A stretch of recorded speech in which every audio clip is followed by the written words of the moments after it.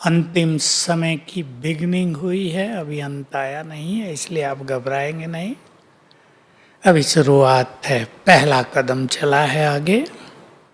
इस पहले कदम ने ही दुनिया को बहुत परेशान किया, भयभीत भी किया है, अशांत भी बहुत किया है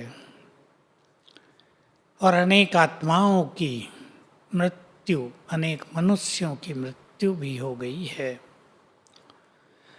तो अंत में बाबा एक ही चीज कहते हैं, अंत में एक की ही याद आए, स्थिति अचल अडोल और साक्षी भाव की रहे।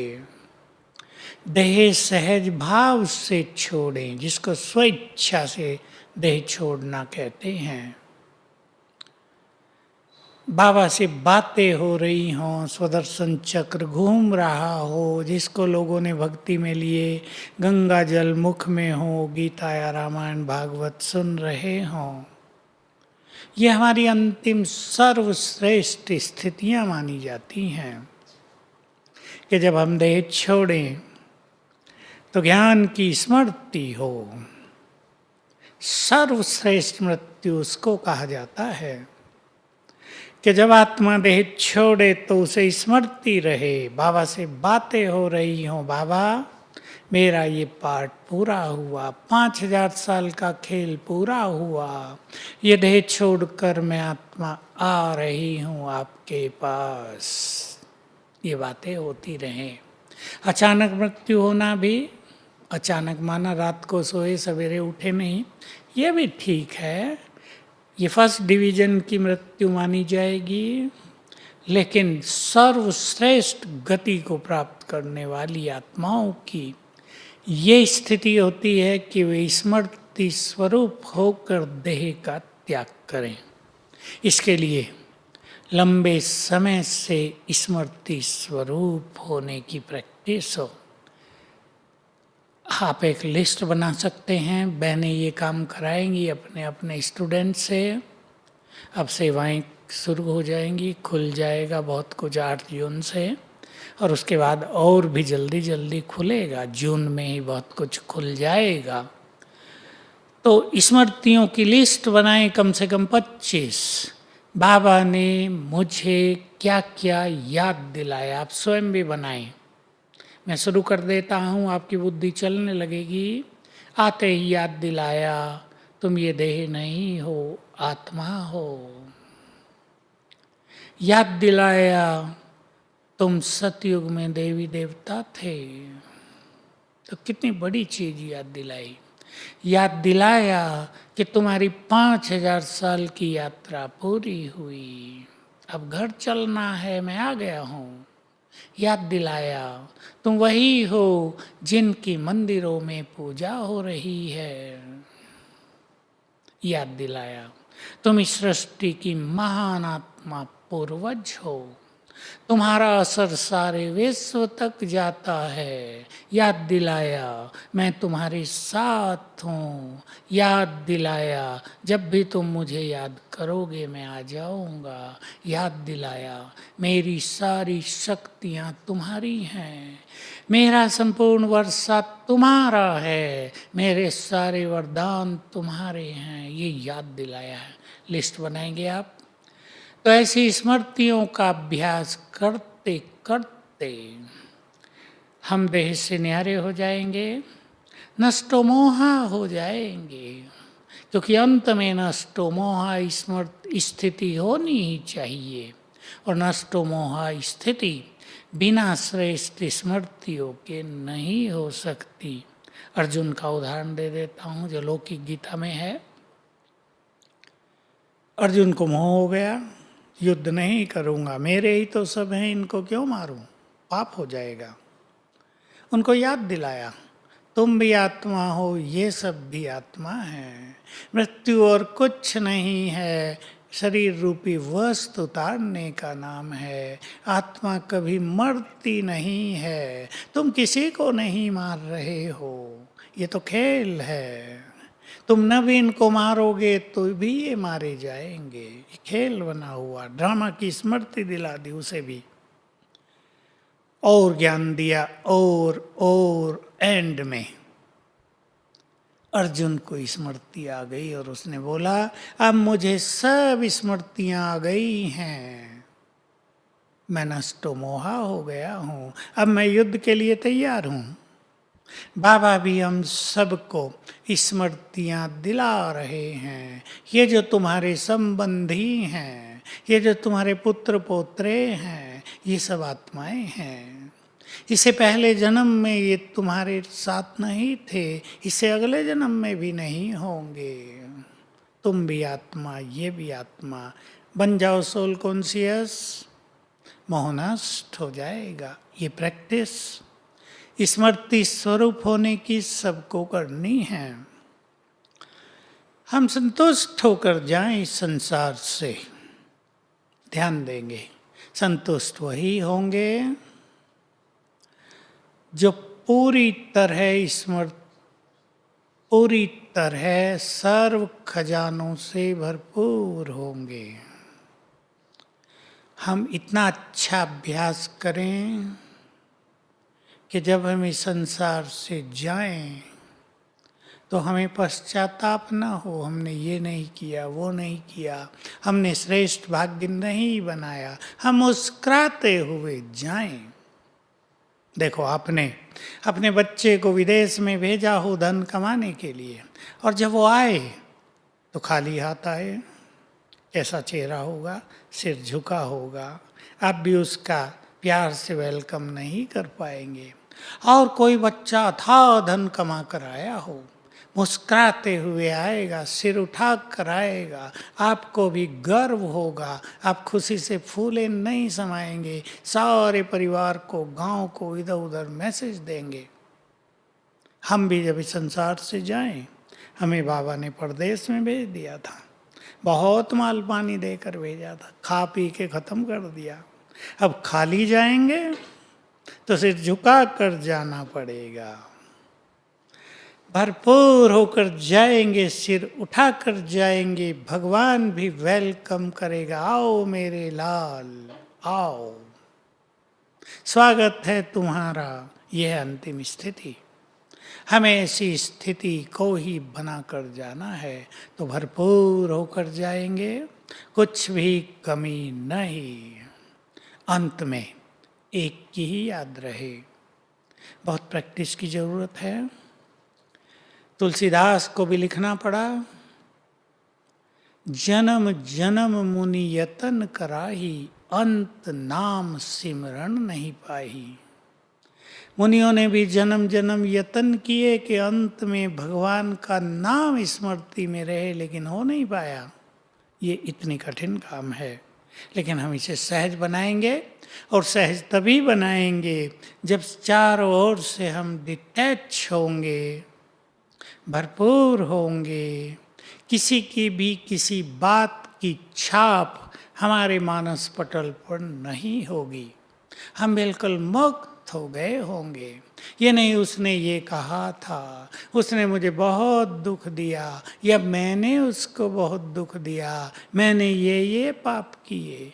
अगर पाप बहुत किए होंगे तो पाप मुरली में कल भी आ गया संडे को, भूत बनकर सामने खड़े होंगे, बाबा की याद नहीं होने देंगे, वो अपने प्रभाव में ले लेंगे। इसलिए पुण्य आत्माएं ही अंत में स्मृति स्वरूप होकर शरीर छोड़ेंगी। चेक कर लें अपने कर्मिक अकाउंट को। लेकिन अगर आपके पाप बहुत हो भी गए हैं तो भी आपको घबराने की जरूरत नहीं। इतने पुण्य कर दो कि पाप का बोझ ही हल्का हो जाए, इतना योग कर दो कि सारे पाप योग अग्नि में जलकर नष्ट हो जाएं। तो अंत में ये सब चीज़ें आपको अपनी ओर आकर्षित नहीं करेंगी। हमें बैगर टू प्रिंस भी बनना है। आप जानते हैं जो कुछ हमारे पास होगा वो अंत में याद रहेगा। माताओं ने ज्वेलरी दबा के रखी है, छुपा के, देख देख के उसे खुश होती हैं, इतना माल है मेरे पास, पहनते तो आजकल है नहीं, चोरों का डर रहता है। अब उसमें बुद्धि गई हुई है, आत्मा संपूर्ण रूप से आसक्त है उसमें। देह छोड़ने के समय वो सारा जो बॉक्स है ना, वो सामने आ जाएगा, खोल भी नहीं सकेंगे आप, मन तड़फने लगेगा, हाय ये सब कुछ छोड़ के जाना पड़ रहा है। मैं ये नहीं कह रहा उसे फेंक दो या बाबा को दे दो, आप अपने ही पास रखो, लेकिन उससे बहुत बड़ा माल खजाना मिलने जा रहा है। ये ज्वेलरी तो कुछ भी नहीं, ये तो आपके एक छोटे से जेवर के बराबर होगी। साड़ियों में भी हीरे जड़े होंगे, सोने की जड़त होगी, चमक रहा होगा शरीर भी सोने हीरों से, क्योंकि सोने का टच शरीर को स्वस्थ भी रखता है। भले ही वहाँ स्वस्थ रहने की जरूरत नहीं, सभी स्वस्थ हैं, कोई कमी नहीं है स्वास्थ्य में, लेकिन फिर भी सोने का टच और कई हीरे मोती माणिक का टच शरीर को एनर्जेटिक रखता है। तो हम सभी तैयारी करें चारों ओर से अपनी बुद्धि को हटाने की। सब विनाशी है। देखो अपनी ज्वेलरी को, अपने धन को, अपने लोकर को और संकल्प करो ये सब विनाशी है। हमने कमाया, इसका सुख लिया, सुख लेना चाहिए। कई लोग कमाकर सुख नहीं लेते, बच्चों को भी सुख नहीं देते, वो तो कंजूस माने जाते हैं, उनका तो सब बेकार जाएगा। लेकिन हमने कमाया, सुख लिया और दिया, अब जो है जितना है प्रभु अर्पण कर दो मन से, तुम्हारा, और जितना हो सके सेवाओं में लगाओ। और ये भावना बैठा दो ये सब विनाशी है, ये छोड़कर ही जाना है। संकल्प करो ये छोड़कर जाना है, तो अनासक्त वृत्ति बनती जाएगी। साक्षी होना है हमें, क्योंकि हमें पता नहीं जब हम देह छोड़े तो संसार में क्या चल रहा होगा, संसार में महाविनाश के कैसे सीन होंगे, कैसा भयानक रूप होगा संसार का। ऐसे में हम साक्षी भाव में रहें। जो कुछ हो रहा है खेल अब समाप्त हो रहा है, सब आत्माओं का पाठ पूरा हो रहा है, अब सबको वापस जाना है। कोई जाना चाहे या न चाहे, सबको ही जाना होगा। पक्का कर दो तो जाने की कोई परेशानी नहीं होगी। मेरे बच्चे भी जाएंगे क्या, मेरा पति भी जाएगा, दुखी होते रहेंगे नहीं तो। सबको जाना है, तैयार कर दो अपने मन को। इसको साक्षी भाव कहेंगे। सब आत्माएं अपना अपना पार्ट बजा रही हैं, जो हो रहा है वही सत्य है, वही होना है, सब कुछ कल्याणकारी है, ड्रामा एक्यूरेट है। सब अपना अपना पार्ट बजा रहे हैं, यहाँ किसी का कोई दोष नहीं। ड्रामा की पॉइंट्स बहुत सारी हैं, उन्हें स्मृति में रखते हुए साक्षी भाव धारण करेंगे। जब आत्मा पूरी तरह साक्षी हो जाती है तो उसकी स्थिति हो जाती है no question, no complaints. No question, ये क्यों हो रहा है, किसी की कोई शिकायत नहीं, नो कंप्लेंट, इसने ऐसे किया। किसी को दोष नहीं देंगे, क्योंकि सबका ड्रामा में फिक्स पार्ट है।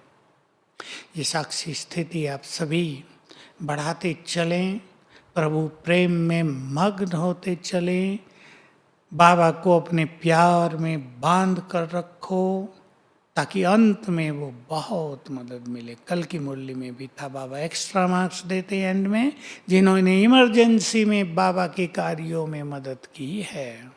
कई लोग ऐसे भी हैं बाबा के बच्चे, जो विशेष काम है पीछे हट जाएंगे, हम नहीं करेंगे, देखें ये बहनें कैसे करती हैं। ऐसों के लिए भगवान भी पीछे हट जाएगा। लेकिन कुछ ऐसे हैं जहाँ कोई मदद नहीं कर रहा, वहाँ पहुँच जाते हैं। हम हैं, अब निश्चिंत हो जाओ बहनों, हमारे होते आपको चिंता करने कोई ज़रूरत नहीं। हम भी तो आपके परिवार के मुख्य सदस्य हैं। ऐसी आत्माओं को भगवान भी अंतिम समय में बहुत मदद करेगा, एक्स्ट्रा मार्क्स देगा। तो जिन्होंने सेवाएं बहुत अच्छी की हैं उन्हें प्रकृति बहुत मदद करेगी, बाबा भी बहुत मदद करेगा, और जिन्होंने सेवाओं में विघन डाला है उनकी तो दुर्गति होनी है, मुझे कुछ कहने की ज़रूरत नहीं। उनकी खुशी भी नष्ट होगी, अधिकतर वो सब आत्माएं डिप्रेशन में आ जाएंगे। इसलिए अंतिम समय की ये हमारी स्थितियां हैं, इनकी तैयारी करें। बाबा का कम से कम 5 बार आह्वान भी किया करें रोज, ताकि आदत पड़ जाए, अंत में हम बाबा को बुला सकें।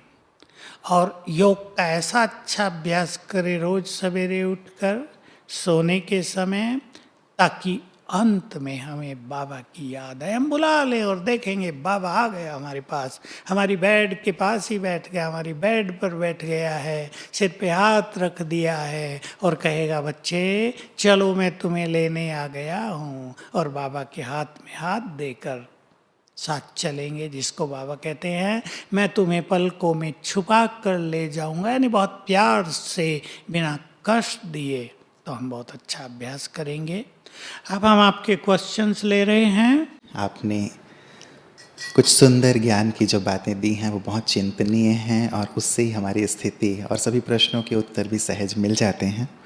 फिर भी कुछ प्रश्न आए हैं, लगभग 20 प्रश्न आ गए हैं, और सभी ने रिक्वेस्ट की है कि हमारे प्रश्न लिए जाएं। पहला प्रश्न रहता जी, एक अनन्य माता जी हैं, उनका 38 वर्ष का लड़का है। उसे ऐसा लगता है कि कोई उसे परेशान करता है, गंदगी खिला रहा है, उसे डर लगता रहता है और दिन भर में गर्दन लाखों बार वो हिलाता है। नींद में भी डर के कारण वो उठ जाता है, कई वर्षों से ठीक से सो नहीं पाया है, और ये कई वर्षों से हो रहा है। हाँ, भोग भी लगाया, लेकिन क्या करें। इनके माँ बाप जो भी सुन रहे हैं वो नोट कर लें या रिकॉर्ड कर लें। ये इविल सोल्स का इफेक्ट है, सीधा सीधा। मानसिक बीमारी भी थोड़ी बहुत हो सकती है, आप लोगों ने दवाई की होंगी, पर मेनली ये मुझे लग रहा है ये भटकती आत्माओं का प्रकोप है। अगर वो भी कुछ कर सके तो सवेरे उठ के उसे 7 बार करा देना, मैं मास्टर सर्वशक्तिवान हूँ, निर्भय हूँ। जहाँ वो सोता है उसकी बेड पर, उसके कमरे में पानी चार्ज करके मास्टर सर्वशक्तिवान के संकल्प के द्वारा छिड़क देना, इससे खत्म हो जाएगा डर। जहाँ आपका घर हो, मेन गेट के बाहर बाबा का बड़ा कास्केट जला दो रात दिन, ताकि जो भी बाहर से घर में आए वो उस कास्केट को देखे, बाबा के दर्शन करके ही अंदर जाए, तो ये सोल्स का इफेक्ट समाप्त हो जाएगा। अगर वो लिख सके, अगर उसकी ऐसी स्थिति हो, तो सवेरे और सोने से पहले मैं मास्टर सर्वशक्तिवान हूँ 108 बार लिखें। जी जी जी। मैं एक नींबू का प्रयोग भी बता देता हूँ, मुझे किसी ने बताया है, कोई अपने ही बीके भाई हैं जो ज्योतिषी हैं, उन्हें कहा किसी पर ये इफेक्ट हो तो ये करा दिया करो। एक ताज़ा नींबू राइट हैंड में लेना, 21 बार संकल्प करना, मैं मास्टर सर्वशक्तिवान हूँ, बच्चे के ऊपर 7 बार वार के जला देना है। रोज 1 बार करेंगे, 21 दिन, ज़्यादा दिन भी कर सकते हैं, और निश्चित रूप से ठीक हो जाएगा। बिल्कुल, ये 21 दिन करके ज़रूर समाचार दें कि क्या स्थिति है। प्रता जी, अगला प्रश्न है, हॉस्पिटल में हमारी एक बहन सर्विस करती हैं, कोरोना के डर से अब उन्हें नींद नहीं आती। ये समस्या तो संसार में बढ़ती जा रही है। मैसेज मिलते हैं कि कोरोना से लोग कम मर रहे हैं, डर से ज़्यादा मर रहे हैं। मैं नर्सिस बहन या हॉस्पिटल के डॉक्टर्स या जो मेडिकल पैरामेडिकल स्टाफ होता है उस सबको एक चीज़ कहूँगा, अगर आप डरते हैं तो इस वायरस को आप अट्रैक्ट कर रहे हैं अपनी ओर, इसलिए निर्भय हो जाओ और 2 संकल्प सवेरे उठ के 7 बार किया करो। मैं भगवान की संतान बहुत शक्तिशाली हूँ, निर्भय हूँ। मैं बहुत शक्तिशाली हूँ, निर्भय हूँ। सवेरे उठते ही करना, पहले 3 मिनट में, क्योंकि सबकॉन्शियस माइंड जगा रहता है, इससे आपका भय समाप्त हो जाएगा। और इसको कहो सोने से पहले 108 बार लिखे, और उठते ही मैं मास्टर सर्वशक्तिवान हूँ, डर खत्म। जी। माताओं की ये समस्या है कि उनके पति पवित्रता में मदद नहीं करते, और कई भाइयों की भी ये समस्या है कि उनकी युगल उन्हें पवित्रता में मदद नहीं करते। बहुत सहज अभ्यास करेंगे सभी, सवेरे उठ कर ही। ये सब कॉन्शियस माइंड का प्रयोग है, क्योंकि अब अगर पवित्र नहीं रहे तो बड़ा कष्ट होगा दोनों को, चाहे पति है या पत्नी है, जो ज्ञान में नहीं है उन्हें अति कष्ट होगा, लेकिन भाई बहन जो ज्ञान में उन्हें भी अति कष्ट होगा अगर पवित्र नहीं रहे।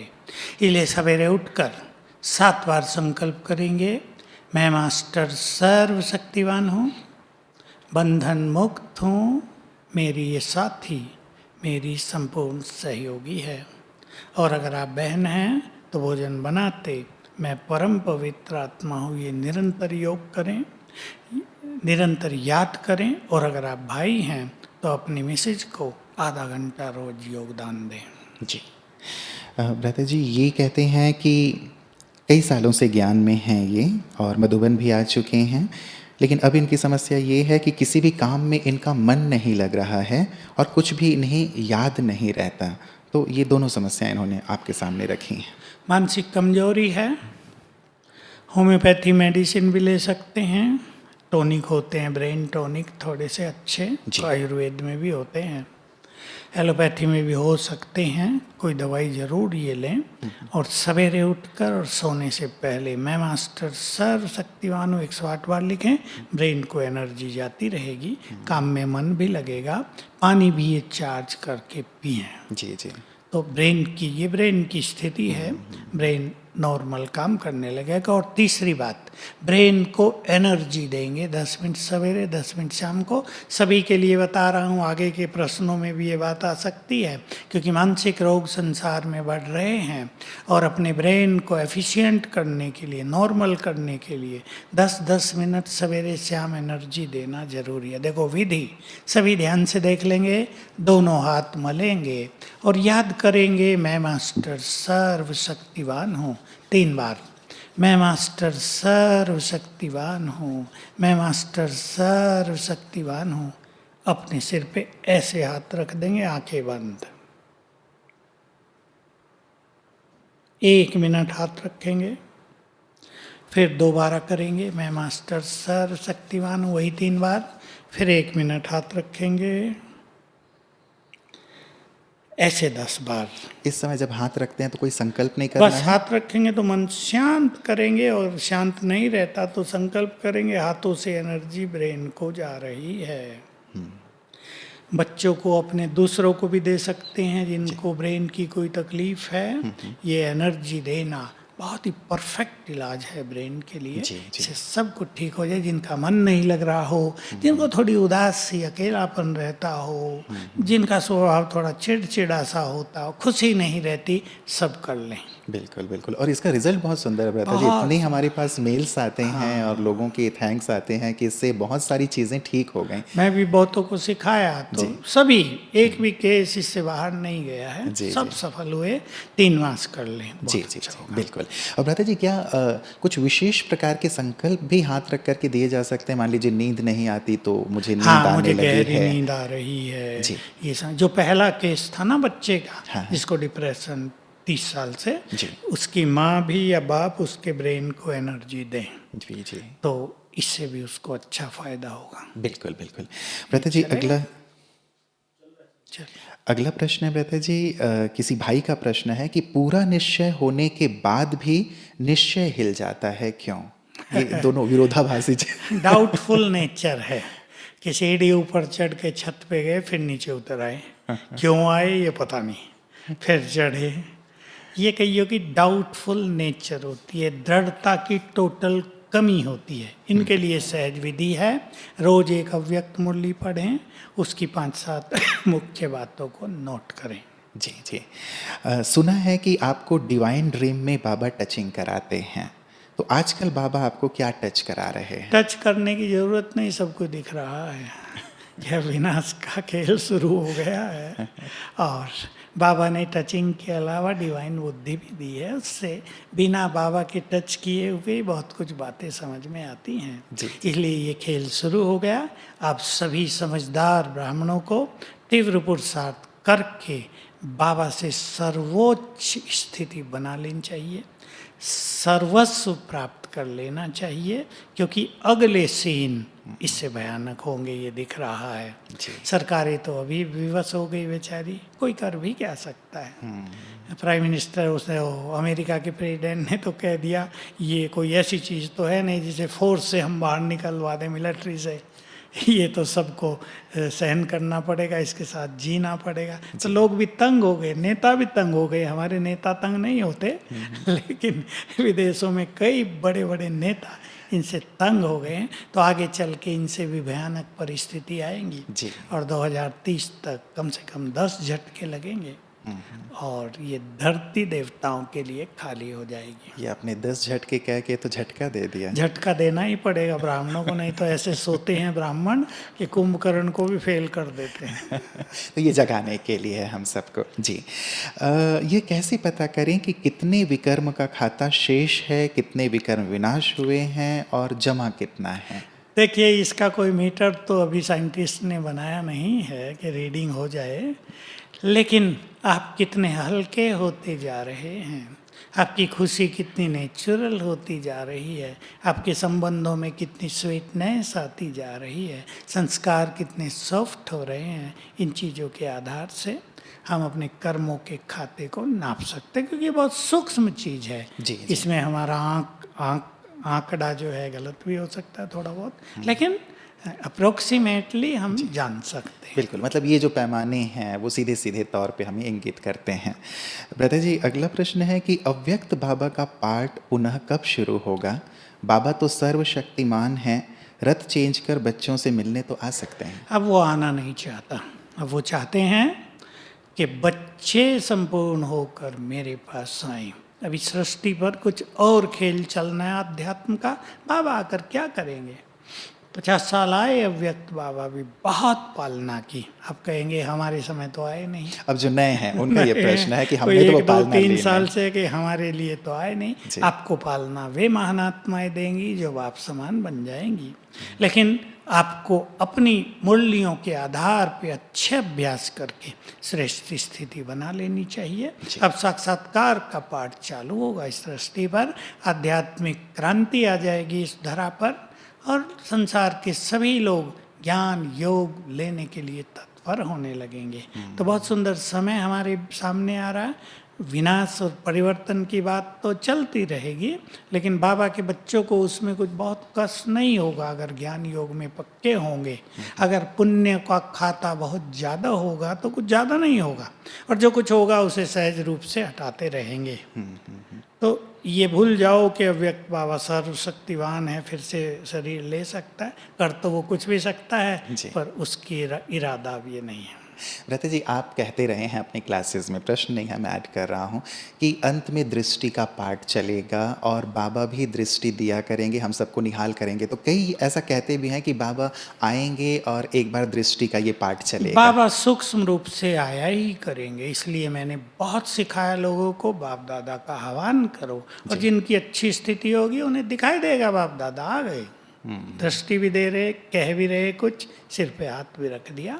इसके लिए बाबा हमें तैयार करना चाहता है। अगर वो आता रहे, अब मैं अपनी ओर से बोल रहा हूँ, अगर वो आता रहे तो उसके बच्चे तैयार नहीं होंगे। कोई बाप 80-90 साल की उम्र तक अपना बिजनेस परफेक्टली संभालता रहे, बच्चे कहेंगे बैठा है ना बूढ़ा, क्या जरूरत पड़ी है। नहीं, हमारा बहुत प्यार है, वो बूढ़े नहीं। तो वो बैठे तो रहे आके। बाबा बैठा है, सबको मदद कर रहा है, इसलिए बच्चों को योग्य बनाने के लिए बाबा थोड़ा एक्साइड हुआ है, और कुछ नहीं। जी, वर्तमान समय में प्रभु प्लानिंग क्या है? आप भी ये शब्द बहुत यूज करते हैं, प्रभु प्लानिंग। देखिए, ये बड़ी सूक्ष्म गति है, क्योंकि प्रभु प्लानिंग को अगर हम जान लें तो हम तैयारी भी करेंगे और निश्चिंत भी हो जाएंगे। प्रभु प्लानिंग अभी संसार को बदलने की है। रात पूरी हो रही है, सूर्य उदय होने वाला है, सतयुग का गोल्डन पीरियड शुरू होने वाला। तो इन्हीं 10 सालों में बाबा इस संसार को, प्रकृति को, वायुमंडल को, मनुष्यों को, सबको बदल देंगे। ये उसकी प्लानिंग है। इसलिए उसकी प्लानिंग में नहीं है फिर से आना, उसकी प्लानिंग में है अनेक बच्चों को तैयार कर देना, अपने 108 रत्नों को तैयार कर देना। उसका काम ये 108 रत्न संभालेंगे। अब 2 की बजाय 108 हो जाएंगे, दोनों तो रहेंगे ही पीछे, लेकिन 108 संभालने लगेंगे तो काम बहुत तीव्रता से होगा। तो प्रभु की प्लानिंग प्रैक्टिकल में क्या क्या रंग लाएगी वो हम और आप सब देखेंगे। जी जी जी जी, हम सब देख भी रहे हैं और इंतज़ार भी करेंगे कि नई नई रंगत जो बाबा कहते हैं। जो अगला प्रश्न भी है भ्राता जी कि साक्षात्कार का पाठ का बाबा मुरली में अनेक बार कहते हैं, वो कब शुरू होगा? बस अब हम उसके समीप पहुंच रहे हैं। अराउंड 2025 ये बहुत तेजी से चलने लगेगा। 2025 उससे पहले भी शुरू हो सकता है, क्योंकि साक्षात्कार उन आत्माओं के द्वारा होंगे जो साक्षात्कार मूर्त बनेंगे। उसके लिए बाबा कई बातें कहते हैं।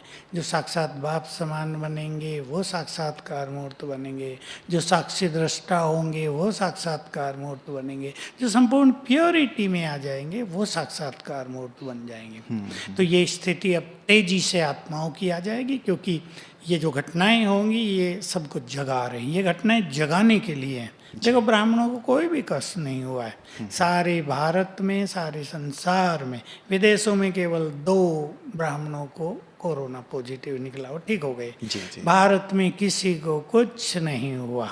तो भारत में ये चीज़ें ब्राह्मणों को जागृत करने के लिए, और बहुत ब्राह्मण जागृत हो गए हैं। और विशेष रूप से जो महान आत्मा 108 रतन, वो तो जग गए हैं पूरी तरह, वो सोएंगे नहीं। जी जी जी।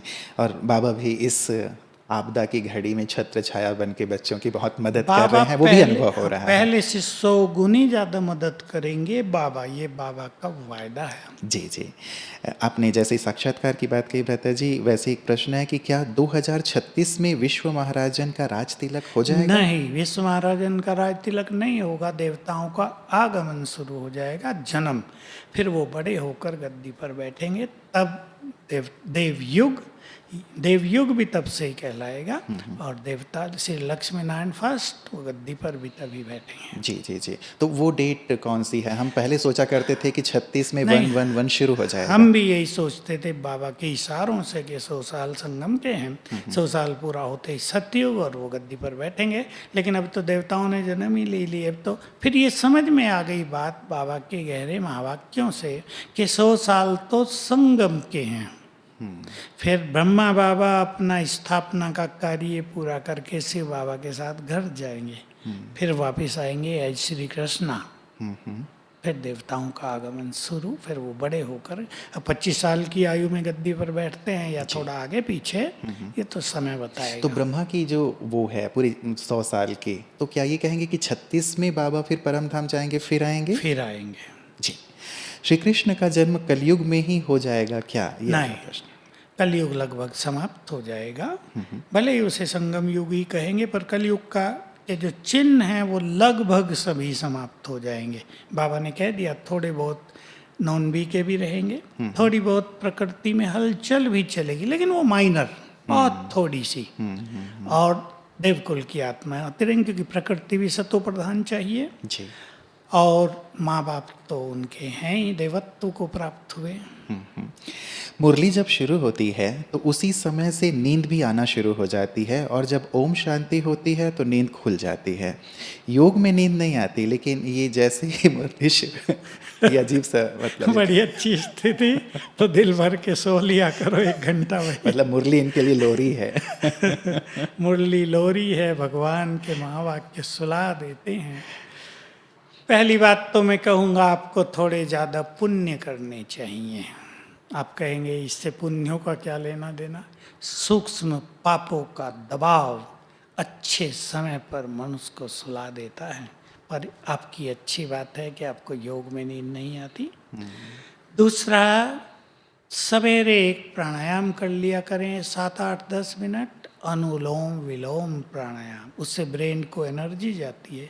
वो ना आता हो तो 25 बार ओम की ध्वनि, ये लौकिक प्रयोग हैं लेकिन ये ब्रेन के लिए बहुत अच्छे हैं। और जब मुरली शुरू हो तो हर बात को लिखना शुरू करो, अटेंशन बटेगा, क्या कहा जा रहा, क्या लिखना है। 2-4 दिन में बाहर आ जाएंगे। जी जी। धर्मराज कौन है? साकार बाबा, शिव बाबा या कोई और? क्योंकि मुरली में बाबा कहते हैं मैं धर्मराज से तुम्हें सजा दिलाऊंगा, और ये सजा किन्हें और कब मिलेगी? कई लोग सोचते हैं सुख संवतन में मिलेगी। जी, बाबा कहते हैं ना ट्रिब्यूनल बैठेगी। सुख संवतन में शरीर होता नहीं। पीछे साकार मुरलियों में भी आ गया, मैं तुम्हें शरीर धारण करा के सजा दिलवाता हूँ। होगा क्या कि अंतिम समय जब हर मनुष्य का होगा, कहीं कोर्ट नहीं लगेगा कि एक आएगा और उसका फैसला होता जाएगा, इसमें तो 10,000 साल लग जाएंगे। ये हर एक को अनुभूति होगी कि जब उसका अंतिम समय आ गया तो धर्मराज यानी बाप दादा वो एक थोड़ा सा दूसरा रूप हो जाएगा, जैसा लोगों ने धर्मराज को देखा है वो आ गए हैं। और सभी के उनकी जो पाप कर्मों की कहानी वो सामने फिल्म की तरह आ जाएगी। ये बस फट से हो जाएगा 1 मिनट में ही, और उनको महसूस होगा ये तुमने बड़ा पाप किया, इसकी ये सजा, इसकी ये सजा, बाबा लोप। ये गति चलेगी अंत में। जी जी जी। तो ये हर एक को एक साथ ही करोड़ों को अनुभव हो जाएंगे। मतलब जैसे देवी देवताएं उस रूप में नहीं है लेकिन बाबा साक्षात्कार करा देते हैं, वैसे ही धर्मराज का जो रूप हमारे मन में है वो आ जाएगा, वो सामने आ जाएंगे और हमें सजा का अनुभव होगा। जी। याद, योग और तपस्या में क्या अंतर है? याद तो है जैसे हम किसी को भी याद करते हैं, हम बाबा को याद कर रहे हैं, बाबा मेरा है, बाबा मिल गया है, बाबा इतना अच्छा है, स्वीट है, ज्ञान का सागर है। योग है बुद्धि योग से बाबा पर स्थिर कर देना, उसकी एनर्जी को रिसीव कर लेना। और तपस्या है इसको बार बार प्रैक्टिस करना, इंटेंस प्रैक्टिस, बहुत तीव्रता की प्रैक्टिस, उसको तपस्या कहते हैं। जी जी जी। भ्राता जी, सच के मार्ग में इतनी परेशानी क्यों है? क्योंकि ये कलयुग झूठ का जमाना है, इसलिए सत्य के मार्ग में कठिनाई होंगी ही। मैंने तो पूरा जीवन देखा। महात्मा गांधी तो लिखा गया सत्यमेव जयते, पर हो रहा सत्यमेव हारते, असत्यमेव जयते। क्योंकि ये मैं भी सोचता था ये क्यों हो रहा, सत्य को तो कोई पूछता ही नहीं, सत्य की तो हार ही हार है, सत्य को कष्ट ही कष्ट है, सत्य को सहन ही सहन करना पड़ता है, सब उसको अलग कर देते हैं, ये झूठा है। क्योंकि झूठ है, कलयुग के अंत में मानव तमो प्रधानता, झूठ का साम्राज्य, इसलिए थोड़ा संभल के सत्य का मार्ग अपनाना चाहिए। मेरा कहने का अर्थ नहीं सत्य का मार्ग ना अपनाओ, लेकिन जब संपर्क संबंध में आओ तो बहुत सोच समझ के बुद्धिमानी पूर्वक अपने सत्य को प्रकट करो। जी। पिछले 30 वर्षों से बाबा समय कम है ऐसा इशारा देते आए हैं, क्या 30 वर्ष का समय भी कम है? मतलब लगातार बाबा 84 साल से इशारा दे रहे थे समय बहुत कम है बच्चे, ये अगली दिवाली नहीं आएगी। सचमुच 30 साल का समय भी कम होता है। जिसको योग के गहन अनुभव करने हो, जिनको अपने संस्कारों को डिवाइन बनाना हो, जिनको अपनी तपस्या को अग्नि रूप बनाना हो, जिसको बाबा से निरंतर जुड़कर साक्षात्कार मूर्त बनना हो, उसके लिए सचमुच 30 साल भी कम है, लंबे समय की जरूरत पड़ती है। बिल्कुल। आजकल सभी वरिष्ठ भाई बहनों की क्लास में ये आता है कि कोरोना के कारण तपस्या का समय बाबा ने दिया है, तो आगे अब नौकरी या व्यापार छोड़ दें? नहीं, वो भी करना और उसमें ही तपस्या करनी है, क्योंकि आपने अगर जॉब छोड़ दी तो आप तपस्या बिल्कुल नहीं कर पाओगे, क्योंकि ब्रेन में क्रिएटिव एनर्जी है, अगर वो आप काम नहीं करते तो वो डल हो जाती है, वो फिर योग भी नहीं करने देगी। इसलिए काम करो लेकिन समेट लो। बहुत ज़्यादा विस्तार अगर आपने किया हो कि आपको समय ही नहीं मिलता, अपने काम काज को इस तरह मैनेज करो, सवेरे आप योग कर सको, मुरली सुन सको, शाम को भी योग कर सको 1 घंटा, और शाम को अपने घर आके परिवार से मिल सको, और दिन में कर्म करते अच्छा अभ्यास भी कर सको। जी, मतलब शमशानी वैराग की ज़रूरत नहीं है कि अब सब छोड़ छाड़ दिया छोड़ छाड़ दिया जाए फिर पकड़ लेंगे। जी, मज़ा नहीं आएगा छोड़ के। जी।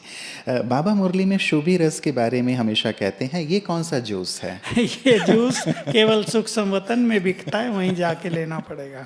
मतलब किस चीज़ का? गन्ने का, आम का, संतरे आम का ही होता है, ये बाबा दिखाते हैं केवल, और कुछ नहीं। अभी संपर्क वाले बहुत डरे हुए हैं, इनको बाबा के ज्ञान की ज़रूरत है लेकिन हम दे नहीं पा रहे नहीं, वो आप ही लेने आएंगे, हम केवल ऐसे वाइब्रेशंस फैलाएं। मैं इसमें एक बात कुछ दिनों से सबको याद दिला रहा हूँ बाबा की, वो बाबा की बहुत पुरानी बात है कि रोज अमृत वेले हजारों लाखों या करोड़ों मनुष्य आत्माओं को अपने सामने इमर्ज करो। मान लो आप एक शहर में रहते हैं, इंदौर में रहते हैं, इंदौर वासियों को सब को इमर्ज कर लो, वहाँ भी तो कितने लाख होंगे। और उन्हें मन से वाइब्रेशंस दो, आत्मा से, और मन से बात करो, ज्ञान दे दो।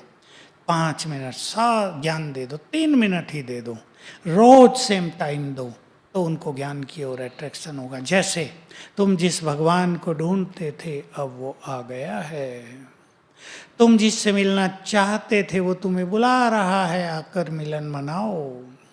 वो तुम्हें पावन बनाने के लिए आ गया है, वो तुम्हारे दुख हरने आ गया है, वो तुम्हें सत्य ज्ञान देने आ गया है, आओ उससे ज्ञान प्राप्त करो। ऐसे तो उनको आकर्षण होने लगेगा। जी। ये कैंसर सर्जन हैं व्रता जी, ये कहती हैं कि बाबा के डायरेक्शन के अनुसार वो एक शहर में गईं, ज्ञान में 4 साल से हैं। 3 साल पहले ही वो वहाँ गईं और काम बाबा ने बहुत अच्छा वहाँ इनका चलवाया, किंतु अभी 6 माह से बहुत विघ्न आ रहे हैं। जिसके साथ पार्टनरशिप में काम शुरू किया था उस आत्मा ने परेशान करना शुरू कर दिया है। अब लगता है 3 साल में यहाँ जो नाम और कार्य के द्वारा इन्होंने जो भी कमाया था वो सब जैसे हाथ से निकल रहा है। तो मेरी पोजीशन भी जैसे चली गई है, योग में मन नहीं लग रहा है, तो ऐसे में मैं क्या पुरुषार्थ करूं? नहीं, इतना निराश होने की तो आवश्यकता नहीं है। वैसे आजकल ये बहुतों के साथ हो रहा है कि पार्टनर तो धोखा ही देते हैं, जब वो देखते हैं नाम हो गया है तो चाहते हैं दूसरे को हटा दो, इस नाम का फ़ायदा हम उठा लें। तो अब घबराएं नहीं, ये कि किस दिन की विघ्न विनाशक भट्टी कर लें। मैं मास्टर सर्वशक्तिवान हूँ, विघ्न विनाशक हूँ, ये संकल्प करके 1 घंटा योग करेंगे। मन आप उदास ना करें, ये भी न सोचो मेरा नाम हो गया मैं अलग होंगी तो क्या होगा, आपका नाम ज़्यादा हो जाएगा। आप विश्वास रखो, भगवान जिसके साथ हो उसके कर्म सफल होते ही हैं, आपको पहले से ज़्यादा सफलता मिलती रहेगी। बाबा में संपूर्ण विश्वास रखो, वो मेरी छत्र छाया है, वो मेरे साथ है, साथ ही धोखा दे सकते हैं, भगवान सदा साथ देता है। इस लगन से 21 दिन भट्टी कर लो, ठीक हो जाए, नहीं तो अपना सेपरेट कर लेना। नाम की आप चिंता ना करो, फिर बढ़ जाएगा आपका, जी, जाएगा नहीं कहीं भी। बिल्कुल बिल्कुल। और भगवान साथ हैं तो फिर नाम तो जुड़ा ही हुआ है बिल्कुल, उनके और साथ। स्वमान में बहुत अच्छा रहेंगे जी, तो सम्मान बढ़ता ही जाएगा। बिल्कुल। अमृत वेले योग नहीं लगता। देखो, मैंने 2 क्लासेज करा दी हैं, इस पे यूट्यूब पे आ जाएगी, अमृत वेले पर ही, वो देख लें। फिर भी मैं कहूँगा योग नहीं लगता है तो रात को ठीक टाइम पे सो जाएं, सवेरे उठ के ही 10 मिनट अव्यक्त मुरली पढ़ लो, फिर 10 मिनट में मास्टर सर्वशक्तिवान हूँ ये लिख लो, जितनी बार भी लिखा जाए, आपका ब्रेन एक्टिव हो जाएगा। ये तभी नहीं होता जब ब्रेन इनएक्टिव हो जाता है, डल हो जाता है सोने के समय। जी, तो ये 2 काम करेंगे, फिर 5 स्वरूपों का अभ्यास करना, योग लगने लगेगा। बहुत सुंदर। अंतिम प्रश्न है व्रता जी कि साकार बाबा के साथ व अव्यक्त बाप दादा के साथ के कुछ अनुभव, वैसे तो बहुत सारे होंगे लेकिन छोटा सा जो हम सबको पुरुषार्थ के लिए बहुत प्रेरित करे। बाबा जब साकार में थे, मुझे ये भाग्य मिला कि मैं उन्हीं के द्वारा समर्पित हुआ। हम 2 भाई थे लास्ट में जो बाबा के द्वारा समर्पित हुए थे, एक ने शरीर छोड़ दिया है। तो बाबा के कमरे में जब मैं बाबा से मिला और बाबा ने दृष्टि दी तो बिल्कुल बॉडी लेस कर दिया, मगन अवस्था कर दी, और मेरा योग इतना सुंदर हो गया। ये मुझे बाद में पता चला कि ये बाबा ने मुझे योगी भव का वरदान दे दिया था। ये अनुभव बाबा के समय का सर्वश्रेष्ठ जो मुझे याद रहता है। अव्यक्त बाबा से मेरा सबसे अच्छा अनुभव ये है जो मैं एक लाइन में कहूँगा, जब भी बाबा आए, हजारों बार आए, हर बार मुझे दृष्टि मिली, हर बार की मुरली से मुझे जीवन के लिए कोई एक सुंदर बात मिली, पुरुषार्थ के लिए। बहुत प्यार तो बाबा सबको ही देता है, लेकिन मुझे ऐसा लगा मुझे सम्मान भी दिया उसने। जी जी जी जी, वो सब हम अनुभव करते हैं भ्राता जी आपके जीवन से, कि आपका जीवन ही हम सबको भी ऐसे ही प्रेरित करता है जैसे बाबा के महावाक्य हमें बहुत प्रेरित और उत्साहित करते हैं। तो अंत में चाहेंगे भ्राता जी कि हम सबको योग की सुंदर अनुभूति की ओर ले चलें। बिल्कुल, चलो अब सभी रेड लाइट कर देंगे भाई।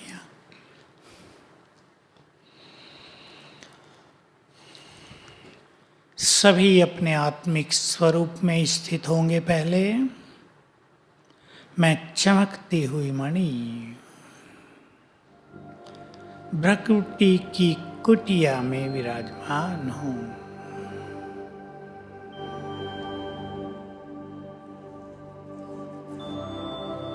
अपने स्वरूप को देखें। मुझसे चारों ओर वाइब्रेशंस फैल रहे हैं।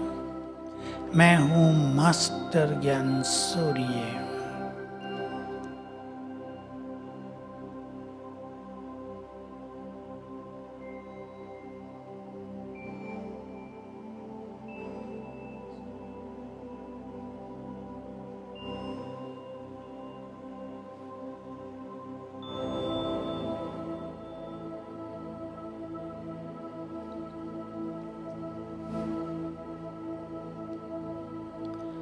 आंखों के सामने है ज्ञान सूर्य शिव बाबा।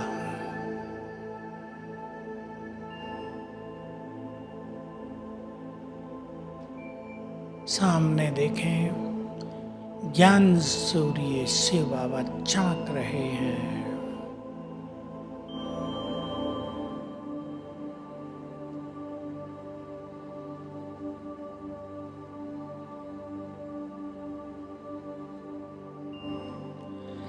सामने से उनकी किरणें मुझ पर पड़ रही हैं।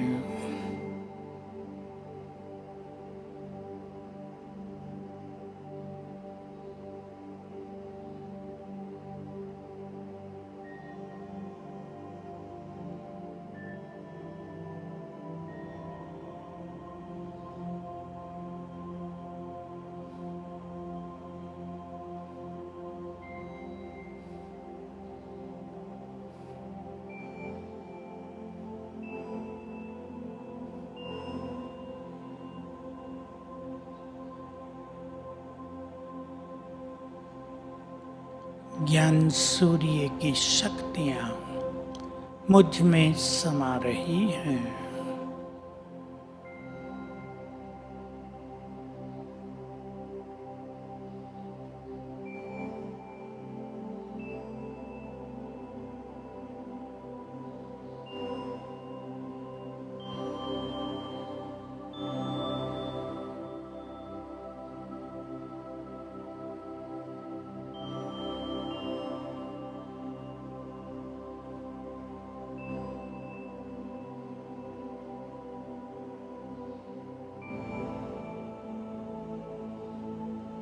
ओम शांति। हमारी मदरली आरती दीदी, सुनीता दीदी, आप सभी भाई बहनों को विशेष जो आपकी शक्ति सेना है, बहुत बहुत रिगार्ड हम पेश कर रहे हैं। आप सभी अपनी फुलवारी की बहुत अच्छी पालना कर रही हैं। हमें भी आपकी फुलवारी से मिलके बहुत आनंद हुआ। इस बगिया को सींचते रहना ताकि इसकी सुगंध सारे संसार से विकारों की दुर्गंध को नष्ट कर दे। Thank you very much. Om Shanti. Aarti दीदी जी की ओर से, भ्राता जी और सभी इंदौर के भाई बहनों की ओर से आपका दिल से बहुत बहुत शुक्रिया। हम सभी एक हाथ हिला करके भ्राता जी का बहुत बहुत शुक्रिया अदा करेंगे और अश्योर करेंगे कि आज उन्होंने जो भी हमें कहा है उसे हम अपने जीवन में लाएंगे। आरती दीदी वैसे भी आप सभी को आरती योग्य बना रही हैं, श्रेष्ठ बना रही हैं, और साथ ही आज उन्होंने भ्राता जी के द्वारा इतनी सुंदर आप सबके लिए क्लास का आयोजन किया, इसलिए इसे हमें सार्थक करना है और अपने जीवन को श्रेष्ठता की ओर ले चलना है। आज यही संकल्प करेंगे। बहुत बहुत शुक्रिया भ्राता जी, दिल से पुनः आपका धन्यवाद। ओम शांति। ओम शांति।